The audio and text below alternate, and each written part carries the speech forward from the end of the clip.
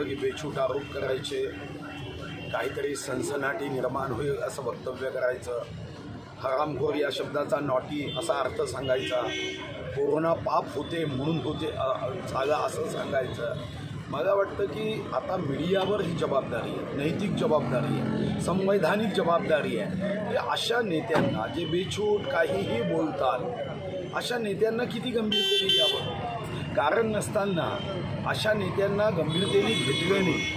आज महाराष्ट्राचं राजकारणाचा नैतिक ऱ्हास होतो आहे. कोणत्या शब्दाचा वापर करायचा, कधी महाराष्ट्राच्या राजकारणात या अगोदर अशा पद्धतीने बेछूट आरोप करण्याची पद्धत कधीही नव्हती. आणि या संदर्भामध्ये मला व्यक्तिगत रीतीने वाटतं, मी माझी भावना एकदा कॅबिनेटमध्येही व्यक्त केली आहे की कडक कायदे आता करण्याची आवश्यकता आहे की अशा बेछूट आरोप करणाऱ्यांना निश्चितपणे सनसनाटी निर्माण करणे, नरेटिव्ह सेट करणे, खोटं बोलणे या संदर्भामध्ये कायद्याच्या सामोरं जाणं हे गरजेचं आहे.